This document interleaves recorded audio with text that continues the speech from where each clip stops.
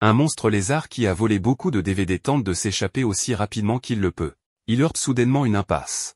L'homme qui le poursuit depuis le toit n'est autre que Saitama, qui, à ce moment-là, a toujours des cheveux noirs épais. Saitama saute du toit, déchirant malheureusement son pantalon et révélant une paire de sous-vêtements roses uniques. Le monstre se met à rire à cette vue, mais est rapidement mis KO par un seul coup de poing de Saitama. Saitama, avec ses vêtements endommagés, se tient devant un magasin de tissus où le propriétaire supplie un homme pour avoir plus de temps, pour payer ses dettes. Jacques, un homme avec qui le propriétaire négocie, promet de revenir demain et quitte le magasin en croisant Saitama sur son chemin.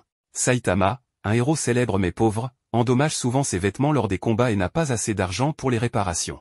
Heureusement, le propriétaire du magasin de tissus, au cœur généreux, l'aide habituellement à réparer ses vêtements gratuitement. Le propriétaire suggère l'utilisation d'un tissu spécial pour créer un costume de héros durable pour Saitama, lui montrant même le croquis du design. Cependant, Saitama trouve le design terrible et fait une excuse en prétendant qu'il n'est pas assez fort pour avoir besoin d'un costume de héros, puis part. Avant son départ, le propriétaire met en garde Saitama contre l'augmentation de la criminalité dans la région, entraînant la fermeture de nombreuses entreprises. Dans une chambre luxueuse, Jacques fait rapport à son patron. Il s'avère que la raison de la fermeture de nombreuses boutiques est due à leur tactique malhonnête. Ils envoient des voleurs et des voyous perturber la paix, affectant les entreprises et accordent des prêts à hauts intérêts à ces magasins. En conséquence, de nombreuses boutiques font faillite et leurs actifs sont saisis par le patron. La nuit, Saitama regarde la télévision en se grattant les fesses lorsqu'on frappe à la porte. C'est sa propriétaire, et Saitama n'a pas payé son loyer depuis 3 mois. La propriétaire le menace de l'expulser s'il ne paie pas bientôt.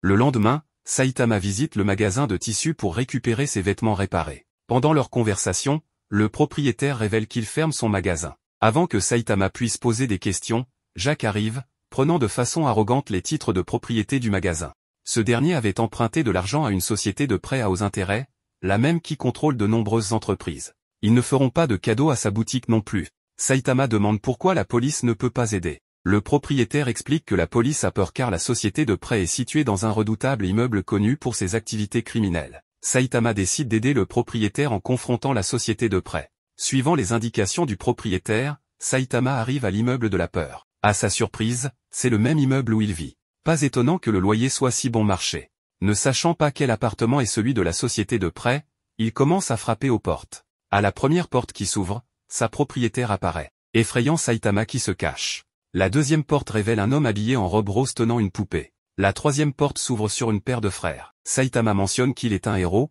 ce qui panique les frères pensant que Saitama est là pour démanteler leur opération de fausse monnaie pour la prime.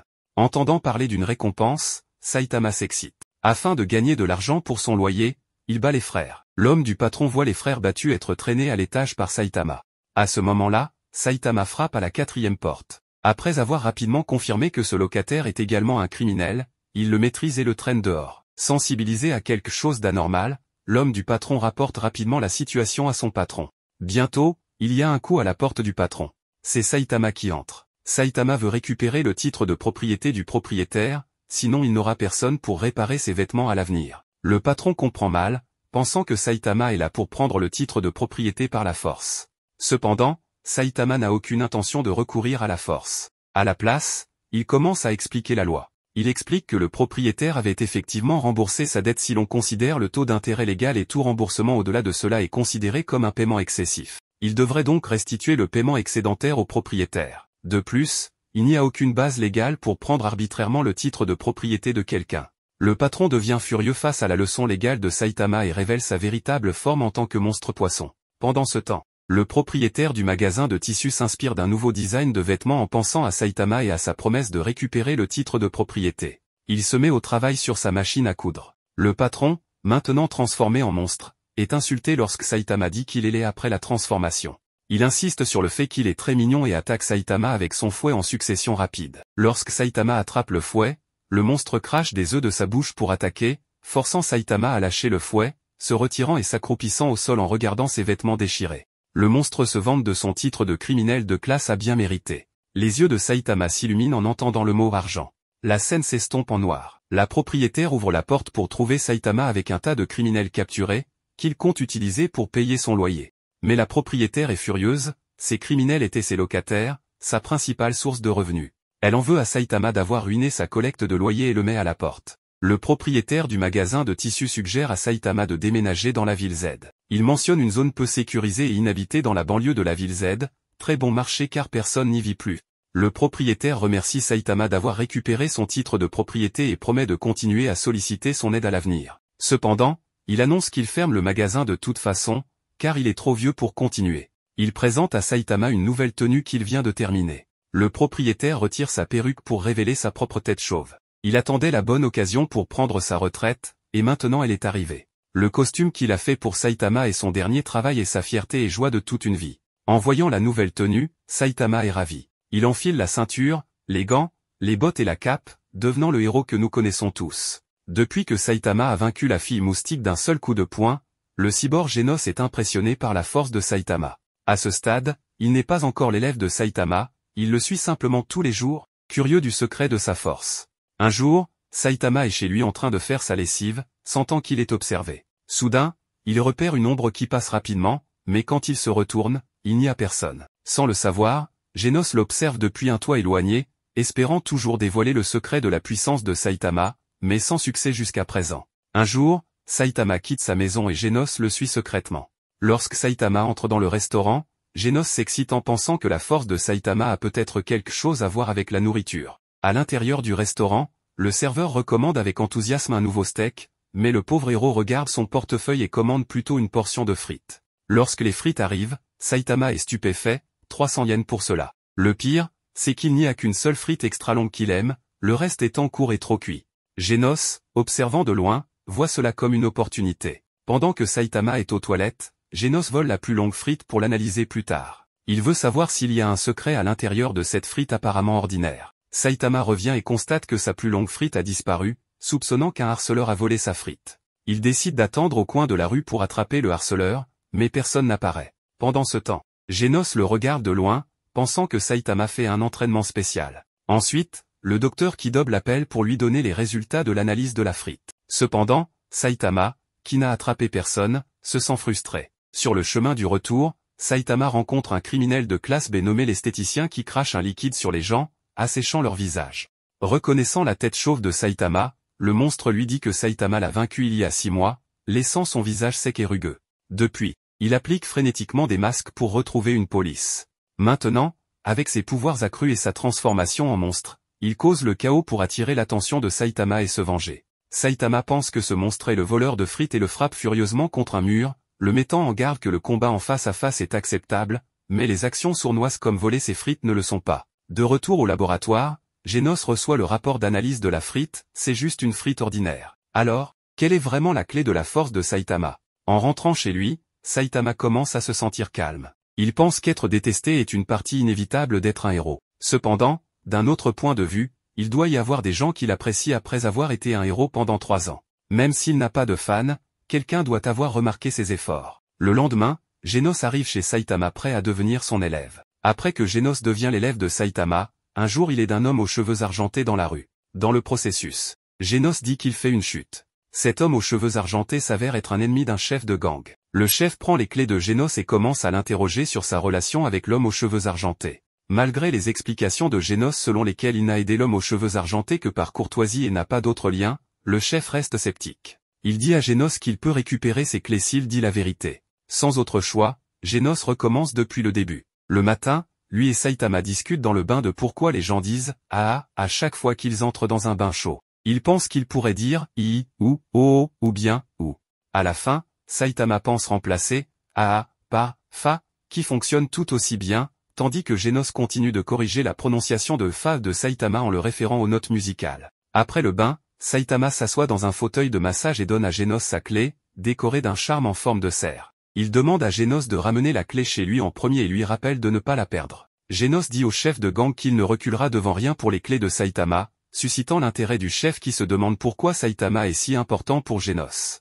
Genos continue son histoire, insistant pour attendre que Saitama finisse son massage avant de rentrer chez eux ensemble. En chemin, ils voient un supermarché, et Saitama décide qu'ils auront une fondue pour le dîner. Mais quels ingrédients devraient-ils préparer? Alors qu'ils réfléchissent à cela, Saitama est choqué de se rappeler une vente de cuisses de poulet qu'il avait oubliée. Genos suggère que s'ils se séparent, ils pourraient attraper les ingrédients avant la fin de la vente. Le chef de gang l'interrompt, agacé par la trivialité de l'histoire. Genos lui demande d'être patient, assurant qu'il est sur le point d'arriver au point principal. Selon le plan de Saitama, Genos doit aller dans 2 supermarchés pour faire les courses. Cependant, alors qu'il est sur le point de partir, il rencontre un monstre et décide de supprimer la menace. Après avoir fait cela, il rate la vente au supermarché de seulement 2 secondes. Malgré ses supplications auprès du commis du magasin pour le laisser acheter les cuisses de poulet, il n'a pas de succès. Le chef de gang, furieux contre la conversation inutile, exige que Genos révèle sa relation avec l'homme aux cheveux argentés. Genos, restant calme, continue son récit. Lorsqu'il atteint le 2e supermarché, il est déjà fermé. L'homme aux cheveux argentés, évitant le gang, passe par là. Il explique que le gang a chassé tous les commerces à proximité. Avant qu'il ne puisse terminer sa phrase, il s'effondre soudainement de douleur. Genos tend la main pour l'aider, mais il glisse entre ses doigts. Le chef de gang apparaît à ce moment, ce qui les amène à leur situation actuelle. Maintenant que l'histoire est terminée, il demande ses clés en arrière. Cependant, le chef sort un pistolet et se révèle être un criminel de classe C. Lui et ses sbires tirent une rafale de balles sur Genos. Ils essaient de lui faire du mal, mais Genos est en acier, alors les balles rebondissent sur lui comme une averse légère. Ensuite, Genos utilise ses canons d'incinération spéciaux et le chef éclate comme du popcorn. Genos rentre chez lui et explique ce qui s'est passé, rendant la clé à Saitama. Mais Saitama s'en moque, car il a un jeu de clés de rechange et est simplement contrarié de n'avoir rien acheté. Cependant, pour s'excuser, Genos achète spécifiquement du bœuf de haute qualité et cher. Ce soir-là, Saitama savoure le meilleur repas qu'il ait eu. Depuis que Saitama a frappé Sonic dans l'aine, Sonic fait des cauchemars à ce sujet. Il voit même Saitama comme une ombre noire effrayante dans ses rêves, toujours sur le point de le frapper au même endroit douloureux. Ces jours-ci, il passe du temps avec son ami Frank dans la forêt.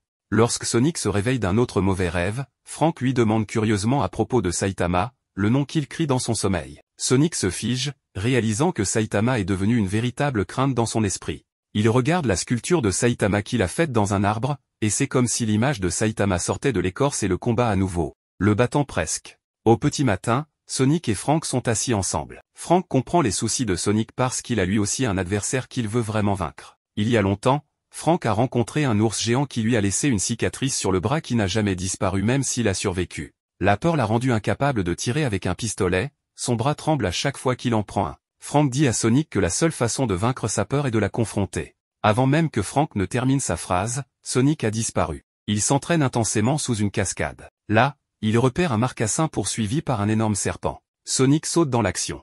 Le serpent semble gros et effrayant, mais Sonic décide que c'est une bonne cible pour s'entraîner. Il se déplace autour du serpent à une vitesse incroyable. Le serpent redresse la tête, et Sonic voit l'image de la tête chauve de Saitama, ce qui le fait reculer de peur. Il déchaîne son coup de pied à lame de vent, visant le serpent, mais le mouvement du serpent déclenche son souvenir du coup douloureux dans l'entrejambe. Son attaque échoue encore. Et Sonic réalise enfin qu'il doit reconnaître sa peur pour la surmonter. Il tire son arme, et après une série de coups de lame d'ombre, découpe le serpent géant en morceaux. En regardant le marcassin à ses pieds, Sonic le remercie de l'avoir aidé à surmonter sa peur. La nuit, lui et Frank savourent de la viande de serpent, et Sonic donne un nom au marcassin. Pour vaincre Saitama, Sonic commence à s'entraîner sans relâche jour et nuit.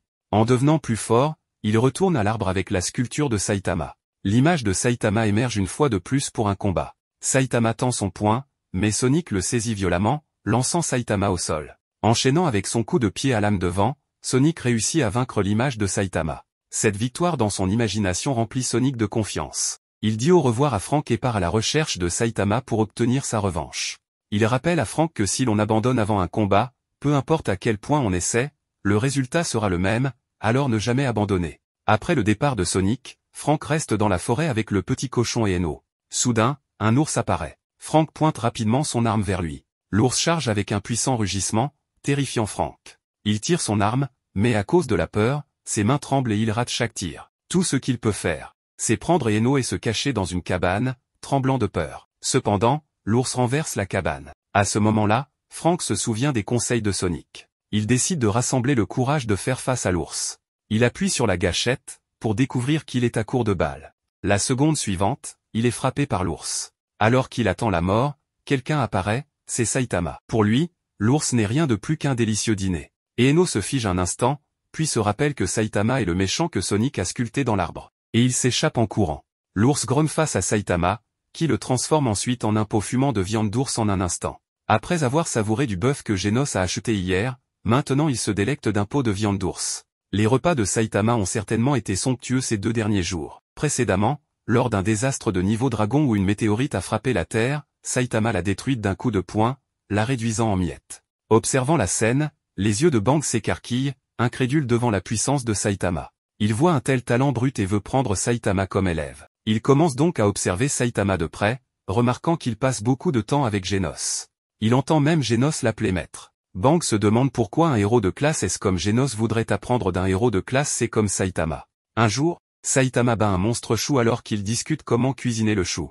Genos suggère d'acheter de la viande pour l'accompagner. Saitama pense qu'ils n'ont pas besoin d'acheter de viande, un plat de chou simple avec de la sauce barbecue est délicieux et bon marché, et ça va très bien avec du riz. Genos comprend instantanément. Il demande à Saitama si ce qu'il voulait vraiment dire, c'est que même la meilleure arme est inutile si l'utilisateur manque d'habileté, alors qu'une arme de piètre qualité peut être puissante si utilisée correctement. Saitama est quelque peu sans voix, ayant fait juste un commentaire anodin. Il se demande comment Genos a pu en tirer autant. Caché dans l'ombre, Bang observe avec admiration. Il s'extasie de la profondeur de compréhension que Saitama et Genos ont pu tirer de quelque chose d'aussi simple qu'un chou. Il pense que leur compréhension dépasse de loin celle de son seul élève Charanko. Bang s'approche d'eux tranquillement, analysant les capacités de Saitama. Saitama remarque le regard silencieux soutenu de Bang et ne sait pas ce qu'il a en tête. Genos explique que les héros de classe S sont souvent assez excentriques et qu'il vaut mieux juste s'y habituer. Alors qu'il s'apprête à partir, Bang prend enfin la parole. Il demande à Saitama qui est son maître, celui qui lui a appris à devenir si puissant qu'il peut détruire une météorite d'un seul coup de poing. En questionnant Saitama sur son entraînement qui lui permet de pulvériser des météorites, Saitama répond simplement « Je deviens fort par l'exercice ». Apprendre que Saitama n'a pas de maître ni n'appartient à aucune école d'arts martiaux laisse Bang encore plus abasourdi. Il lui tend sincèrement une carte de visite et invite Saitama à son dojo le lendemain, lui promettant de lui montrer la beauté des arts martiaux. Incapable de résister à l'invitation insistante de Bang, Saitama accepte de venir le lendemain, même s'il n'a pas l'intention d'y aller vraiment. Le lendemain, Saitama qui a posé un lapin à Bang sort juste du supermarché avec un sac de viande. Bang,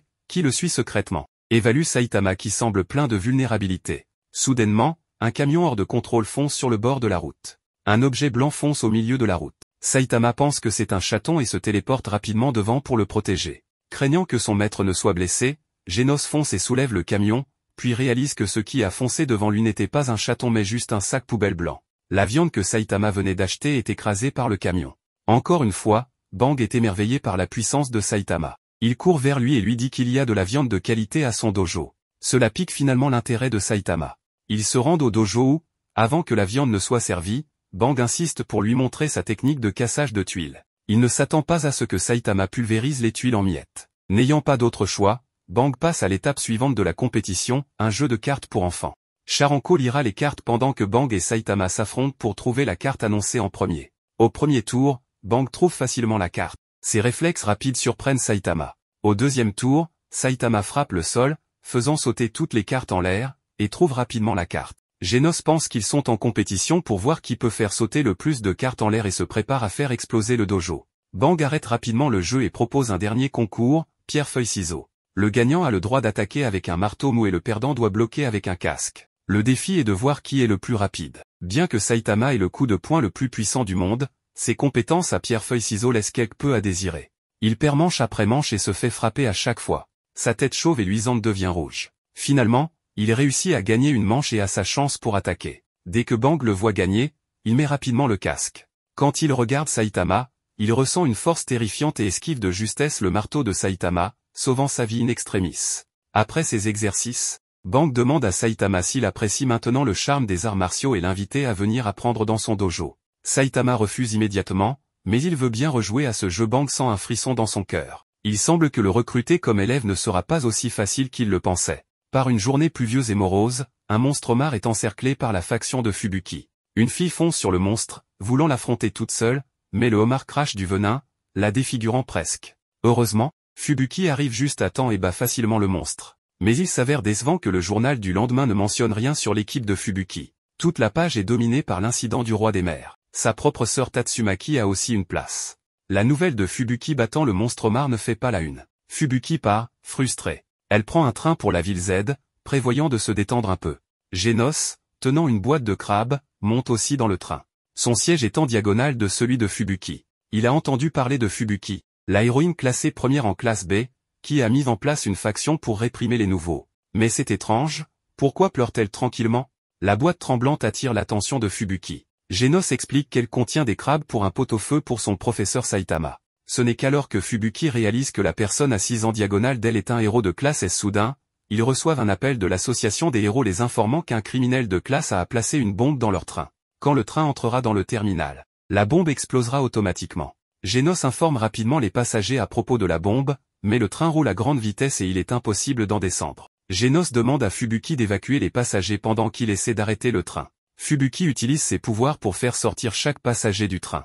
Parmi eux se trouve une jeune fille, qui est aussi une héroïne, bien que seulement de classe C. Elle insiste pour être celle qui trouve la bombe. Genos saute à l'avant du train, tentant de l'arrêter. Mais il découvre que le limiteur de vitesse a été trafiqué et que le train ne peut pas être stoppé. Il ne reste plus que 40 secondes avant d'arriver au terminal, ils doivent empêcher le train d'y entrer. À l'intérieur du train, après que Fubuki ait envoyé le dernier passager, la fille de classe C trouve la bombe. Il ne leur reste plus beaucoup de temps. Fubuki décide résolument d'envoyer la fille hors du train, décidant d'envelopper la bombe de ses pouvoirs psychiques pour réprimer l'expansion du gaz. Cela pourrait minimiser les dégâts, mais même elle n'est pas sûre de pouvoir le faire. Soudainement, Genos à l'avant du train est projeté dans les airs par une force puissante. Le train, sous le contrôle d'une lumière verte, décolle du sol et fonce dans le ciel, avec Fubuki également éjecté du wagon. Le train dans les airs est contrôlé par la lumière verte, changeant de forme à volonté. Fubuki réalise qu'une telle force puissante ne peut appartenir qu'à sa sœur Tatsumaki. Tatsumaki contrôle le train pour le faire exploser haut dans le ciel. Genos regarde, ébahi. Tatsumaki réprimande Fubuki de ne pas s'être enfui au premier signe de danger. Fubuki détourne la tête, mécontente. Tatsumaki renifle avec dédain et part. En marchant, Fubuki ressent un écrasant sentiment de défaite. Juste à ce moment, la fille de classe C accourt. Elle remercie Fubuki de lui avoir sauvé la vie. La fille dit qu'elle est actuellement au bas de la classe C et sent que ses pouvoirs sont limités. Elle était sur le point d'abandonner d'être une héroïne mais voir la bravoure de Fubuki lui a redonné du courage. Elle prévoit de travailler dur pour monter en classe B et devenir membre du groupe de Fubuki. En entendant ces mots, Fubuki se sent aussi encouragée. Bien qu'elle soit loin derrière sa sœur maintenant, elle croit qu'un jour elle prouvera sa force. De l'autre côté, Saitama est toujours à la maison, attendant ses crabes qui ont déjà été carbonisés dans l'explosion en plein air. Lors d'un rassemblement de héros dans un spa, un meurtre choquant a lieu. La victime n'est autre que le héros de classe S Zombieman et le coupable est parmi eux.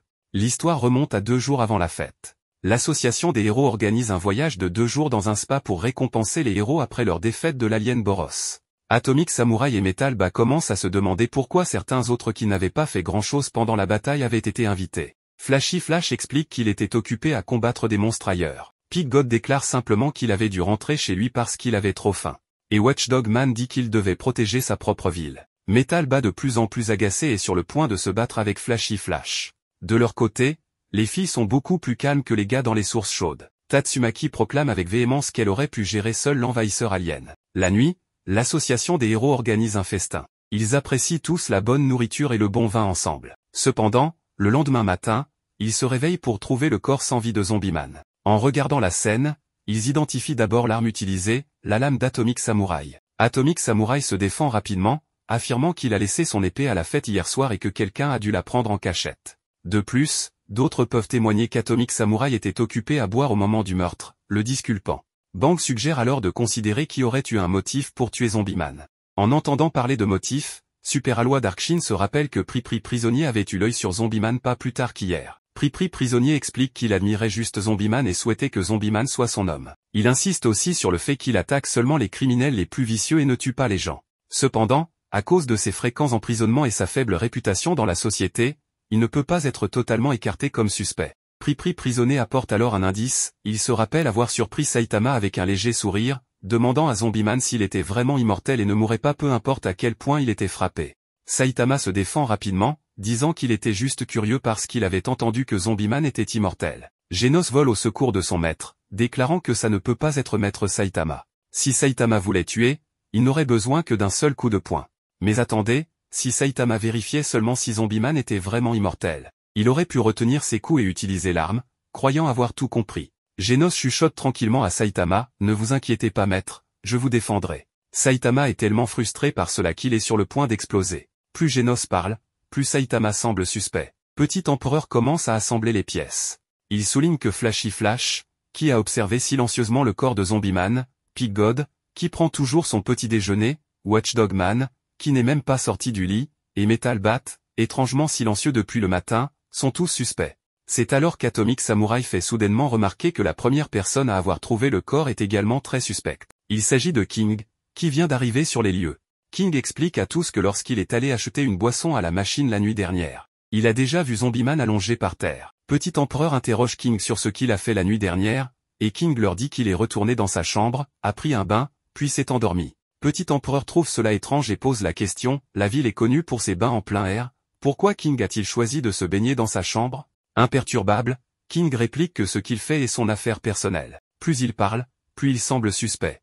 Ils entendent même le moteur de King démarrer. Juste au moment où les choses s'intensifient, Tatsumaki intervient soudainement. Elle déclare que puisque tout le monde est sous suspicion, autant les restreindre tous pour le moment. À ce moment-là, Zombieman se remue et se réveille. Il est connu comme l'homme qui ne peut pas mourir, même dans la mort, en raison de sa remarquable capacité à se soigner. Après avoir repris conscience, il explique à tous qu'il a trop bu la nuit dernière et se souvient seulement d'une lame volant soudainement vers lui, brillant en vert. En raison de son ivresse, il a dormi ici toute la nuit. Tout le monde regarde soudainement Tatsumaki, celle qui est toujours entourée d'une lueur verte. Petit Empereur lui demande ce qu'elle a fait la nuit dernière, Tatsumaki, élevant la voix, insiste sur le fait qu'elle ne se souvient pas. Cependant, elle sait que Zombieman ne peut pas mourir. Pourquoi voudrait-elle essayer de le tuer, un acte qui serait de toute façon inutile puisque Zombieman va bien. Tout le monde décide de laisser tomber. Petit Empereur décide de revoir les images de surveillance de la nuit dernière, et il s'avère que c'était bien Tatsumaki qui causait des problèmes. Elle avait l'air incroyablement ivre et savait probablement que Zombieman ne pouvait pas mourir. Alors,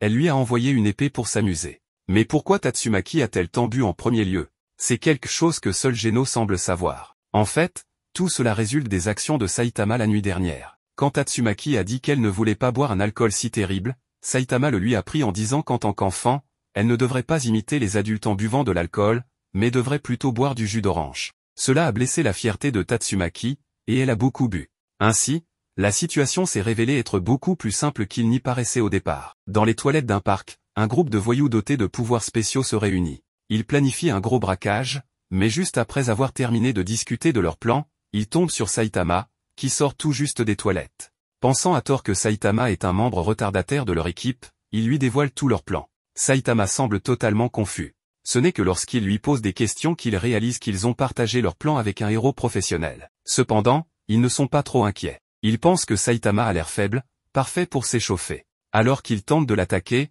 il se présente, l'homme de feu qui peut contrôler le feu, l'homme de glace qui peut geler les choses, et l'homme à lunettes qui peut contrôler les animaux. Cependant, leurs attaques n'ont aucun effet sur Saitama. Dans un accès de rage, l'homme de feu essaie de déchaîner ses pouvoirs de feu sur Saitama, mais il met accidentellement le feu à 3 de ses propres coéquipiers. Le haut-parleur du parc annonce qu'il y a un dangereux monstre vert de terre sous terre, qui a le pouvoir de contrôler la terre. En entendant cela, les voyous tombent à genoux de peur, mais Saitama reste trop détendu pour s'en soucier. Le monstre vert de terre prend la parole, exprimant sa frustration. Il est contrarié que les humains continuent de construire des bâtiments hauts et du béton partout.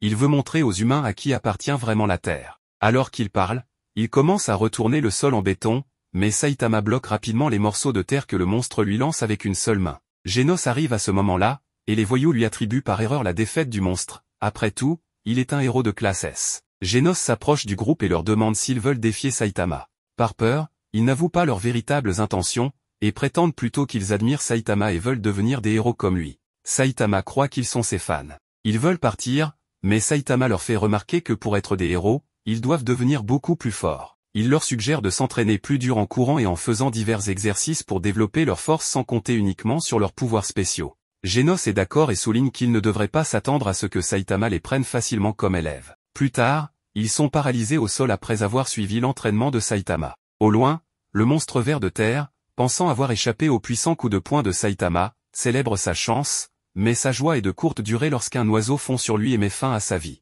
Un jour, Bang et Atomic Samurai profitent d'une paisible sortie de pêche. La semaine dernière, ils combattaient des extraterrestres, et maintenant, ils se lamentent sur les effets du temps sur leur corps. Le temps ne fait de cadeau à personne. De l'autre côté du lac, à l'endroit où ils pêchent, Chen Todd et Roulette Rider poursuivent une créature mystérieuse. La créature s'enfuit dans le lac. Surpris de voir deux personnes en train de pêcher, ils réalisent qu'il est trop tard pour les prévenir. Leur seul choix est de vaincre rapidement la créature. Pendant ce temps, Bang et Atomic Samurai discutent de la jeune génération de héros.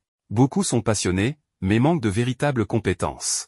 Atomic Samurai se vante de son disciple, Ayan, qui a perdu un bras lors d'une invasion extraterrestre mais a continué à s'entraîner encore plus durement par la suite. Il dit qu'Ayan a l'esprit digne d'être son élève. Bang soupire, se souvenant qu'il pensait autrefois que Garou avait un esprit tout aussi implacable. Il est incertain quant à l'état d'esprit des jeunes héros d'aujourd'hui. Chen Todd utilise sa chaîne pour piéger la créature. Lui et Roulette Rider tentent de la tirer hors de l'eau avec la chaîne, mais un énorme tourbillon se forme dans le lac.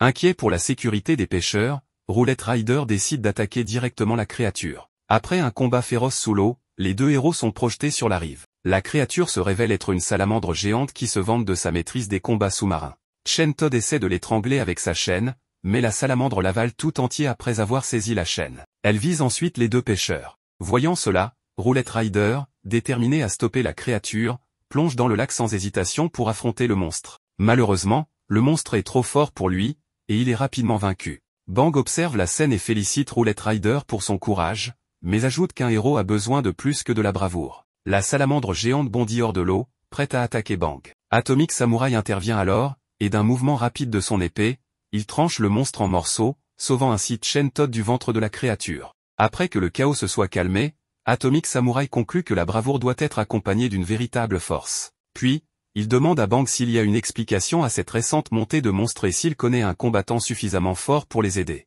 Bang mentionne quelqu'un d'incroyablement puissant, quelqu'un qu'il admet être peut-être encore plus fort que lui-même. Atomic Samurai est choqué, se demandant qui peut bien être cette personne que même Bang considère comme supérieure. Devant la télévision, soudainement, Saitama a une envie de chips.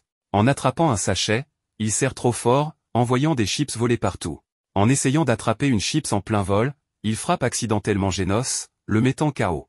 Quand Genos se réveille, de façon choquante, il a perdu la mémoire. Non seulement il ne reconnaît pas Saitama, mais sa personnalité et sa voix deviennent beaucoup plus féminines. Confus, il demande pourquoi il est là. Saitama lui explique que c'est parce que Genos l'a cherché pour devenir son mentor. Genos, immédiatement outré, déclare à quel point il pourrait facilement dessiner le visage simple de Saitama en moins de 20 secondes. Pourquoi voudrait-il jamais Saitama comme mentor? Il est sur le point de le pulvériser lorsque Fubuki arrive. Elle est stupéfaite par la scène. Après en avoir discuté avec Saitama, il conclut que l'amnésie de Genos lui fait imiter des personnages de bande dessinée. Pendant qu'il parle, Genos prend soudainement la personnalité d'un phoque dominateur et commence à flirter avec Fubuki. Amusé, Fubuki dit qu'elle a des affaires urgentes et doit partir. Peu après, Genos sent une forte énergie à proximité. Même avec son esprit confus, son corps réagit instinctivement et se dirige vers la source. Il s'avère que cette énergie provient de Fubuki qui essayait de le convaincre qu'il est un puissant héros de classe S et qu'il fait partie de son groupe Blizzard. Mais son plan ne se passe pas bien.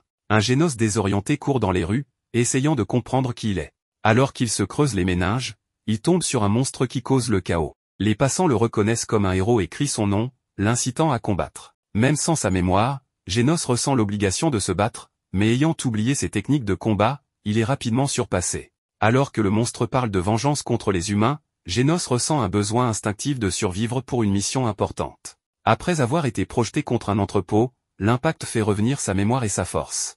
Il active rapidement ses canons à incinération et vainc le monstre. Se sentant désolé, il apporte à Saitama de la viande de qualité en signe de regret. Saitama semble accepter la situation, mais demande ensuite « Est-ce que mon visage est vraiment aussi facile à dessiner en moins de 20 secondes ?»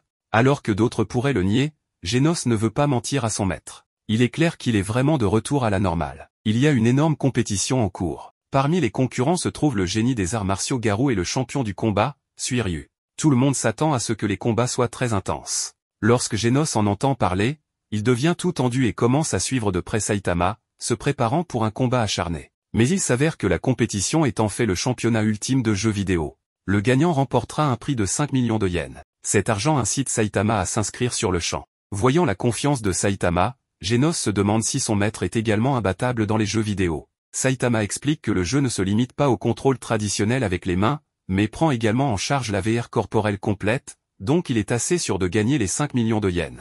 Bientôt, le premier tour commence. Saitama, confiant, se prépare à mettre son adversaire KO d'un seul coup, mais de manière surprenante, il est immédiatement éliminé. Ce résultat est quelque peu attendu puisque sa puissance de frappe dans le monde réel ne se transpose pas dans le jeu. Le personnage adversaire dans le jeu est un koala en bikini qui se tient à côté du personnage gorille vaincu de Saitama, se moquant de lui. D'autres joueurs sont occupés à se battre dans leur match. L'avatar loup de Garou se bat avec ténacité et atteint les 4 premiers. L'avatar dragon de Suiryu, avec ses mouvements de jambes imbattables, atteint également facilement les 4 premiers. Vient ensuite le grand affrontement entre Garou et Suiryu. Leur bataille est intense, bien plus que n'importe quel autre match. Garou lance des attaques féroces en utilisant son point de fracas à flux d'eau, tandis que Suiryu répond avec son puissant point du dragon du ciel du vide. Pendant un moment, il est difficile de dire qui gagne. Juste au moment où l'avatar loup de Garou déclenche son mouvement final, le jeu se fige à cause de la rapidité du mouvement. L'avatar dragon de Suiryu profite de l'occasion et vainc le loup. Frustré, Garou pense à détruire l'équipement de jeu dans sa main, mais voyant les regards surpris de la foule, il renonce. En même temps, un autre match de demi-finale se termine. Il est maintenant temps pour la grande finale. L'adversaire de Suiryu est le koala en bikini qu'il a rencontré plus tôt. Le match commence et se termine de manière choquante presque immédiatement. Suiryu est abattu par le koala dans un mouvement ultra rapide. Suiryu pense que ces mouvements n'étaient pas possibles avec de simples contrôles de manette de jeu. Il pense que son adversaire doit être un maître des arts martiaux utilisant un système VR corporel complet pour contrôler ses mouvements. Mais lorsque le champion monte pour recevoir le prix, Genos et Saitama sont complètement incrédules. Contrairement à ce que tout le monde pensait, le champion ne contrôle pas le personnage du jeu avec un système VR corporel complet, mais simplement avec un contrôleur de jeu classique. Le champion dit avec désinvolture, « Désolé, je suis juste trop bon ». Un jour, Pripri prisonnier, qui est enfermé sur l'île prison, apprend via une diffusion télévisée qu'un monstre approche de la prison.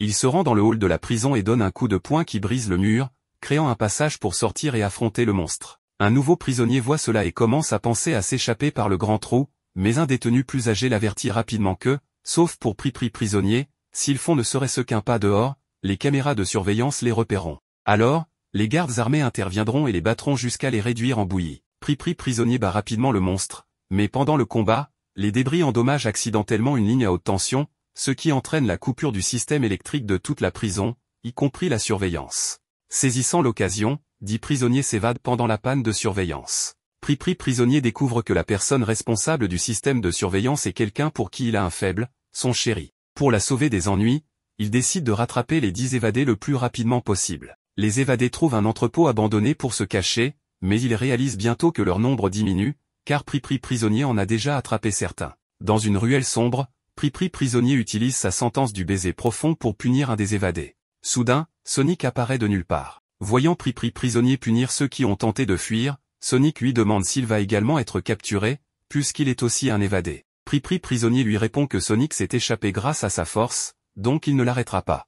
Puis, il s'envole. Dans l'entrepôt où il ne reste que 5 évadés, tout le monde est nerveux et effrayé à l'idée d'être capturé par Pripri prisonnier. À ce moment-là, un bruit se fait entendre près de la porte. Ils pensent qu'un de leurs compagnons revient, mais à leur grande surprise, c'est un monstre marin. Il s'avère que l'entrepôt abandonné est en réalité le repère du monstre. Juste au moment où il s'apprête à les dévorer, Pripri prisonnier arrive et envoie le monstre contre le mur d'un coup de poing. Il se transforme alors en mode ange et déchaîne une pluie de coups de poing sur le visage du monstre, puis il le maintient au sol avec ses jambes. Les évadés, horrifiés, tremblent à l'idée d'être capturés. Pripri prisonnier leur demande s'ils ont réfléchi à leurs erreurs, en les avertissant que si quelqu'un ne l'a pas fait, il lui infligera 100 sentences du baiser profond.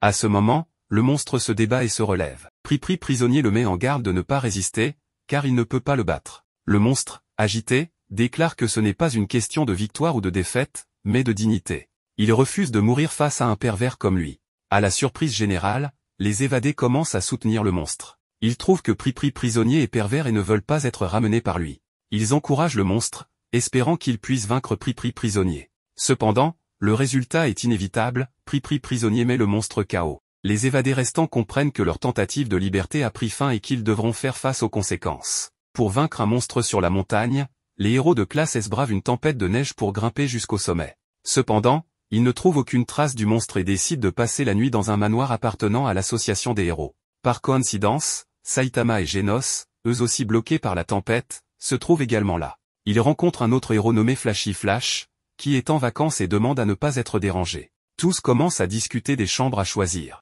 Genos veut la plus grande, Saitama souhaite avoir sa propre chambre, et Super Aloy Darkshin est d'accord avec n'importe quelle chambre tant qu'il peut faire de l'exercice. Petit Empereur et Metal Bat se disputent pour la chambre la plus calme, tandis que Zombieman essaie de calmer le jeu. À leur insu, une silhouette les observe depuis l'extérieur. Sonic, cherchant à se venger de Saitama, attend une opportunité pour l'attaquer. Cependant, frustré par le temps que mettent les héros à choisir leur chambre, le froid le pénètre et il commence à geler. Soudain, il perd l'équilibre et tombe en travers d'une fenêtre. Le groupe le prend pour le monstre de la montagne et l'attache. Après quelques discussions, il réalise qu'il n'est pas le monstre. Par la suite, Genos suggère de le mettre dehors, mais les autres héros s'inquiètent qu'il ne gèle dehors. Non seulement il lui donne un manteau, mais il lui apporte aussi du café et de la nourriture. Sonic se sent réchauffé intérieurement, mais avec une attitude arrogante, il déclare que c'est juste parce que le radiateur de la pièce est trop chaud. Une fois la question des chambres réglée, tout le monde va se coucher. Genos reste avec Saitama. Durant la nuit, Sonic se libère facilement, s'infiltre dans la chambre de Saitama et se bat avec Genos. Genos utilise son puissant canon incinérateur, endommageant la pièce. À cause de la fenêtre cassée, Saitama éternue à cause du froid. Son éternuement est si puissant qu'il provoque une panne de courant dans le manoir. Le bruit fort réveille tout le monde, et il trouve Zombieman mort dans le salon. Il se demande si le monstre de la montagne l'a tué. Petit Empereur conclut que le véritable coupable est parmi eux. Avant qu'il ne puisse résoudre l'affaire, Zombieman se réveille puisqu'il est immortel. Il explique qu'après la coupure de courant, il n'a vu personne de suspect et croit qu'aucun des héros ne ferait de mal à un autre. Tous les regards se tournent vers Sonic, mais celui-ci intervient en disant qu'il est seulement là pour défier Saitama, pas pour blesser quelqu'un d'autre. Petit Empereur pense que le monstre de la montagne pourrait être derrière tout ça. Il croit que ce monstre a le pouvoir de contrôler les esprits, faisant attaquer le héros Zombieman. Donc le vrai tueur est toujours parmi eux. Tout le monde commence à partager où ils étaient pour prouver leur innocence. Genos dit que lui, Saitama et Sonic étaient tous ensemble dans une pièce après la coupure de courant. Ils auraient pu se déplacer rapidement pour tuer Zombieman grâce à leur vitesse. Sonic pourrait être assez rapide pour tuer une personne, Genos pense qu'il pourrait peut-être en tuer 2, Saitama pourrait en tuer 10. Plus Genos en parle, plus ça sonne mal pour eux. Darkshin s'entraînait dans sa chambre et personne ne peut témoigner pour lui. Metal Bat était au téléphone avec sa sœur, mais comme c'est sa famille, sa parole pourrait ne pas être considérée comme une preuve solide. Petit Empereur dormait simplement, donc il ne peut rien prouver non plus. Aucun d'entre eux ne peut vraiment justifier de ses allées et venues. Soudain, Saitama a l'impression qu'ils oublient quelque chose. Ils ont oublié un autre héros, Flashy Flash. Il est dans sa chambre en train de se sécher les cheveux, mais Saitama n'arrive tout simplement pas à s'en souvenir. Donc tout le monde ignore complètement l'existence de Flashy Flash. Darkshin apporte une délicieuse assiette de blanc de poulet pour un encas tardif. Cela détend l'atmosphère, aidant tout le monde à se relaxer après toute cette tension. Zombieman mentionne alors qu'il monte à l'étage pour se changer. Petit Empereur commence à réfléchir, le vrai motif du véritable coupable pourrait-il être de faire douter tout le monde les uns des autres, provoquant le chaos et finissant par les retourner les uns contre les autres? Et si la première personne qui a tué Zombieman était en fait le vrai coupable? Plus ils en discutent, plus la théorie devient effrayante. Alors que tout le monde débat, l'association des héros appelle soudainement. Ils ont identifié la mystérieuse créature de la montagne, c'est un ours de niveau démon et sa méthode d'attaque est simple, il utilise juste la force brute avec des coups de poing et de pied. Tout le monde est stupéfait en entendant cela.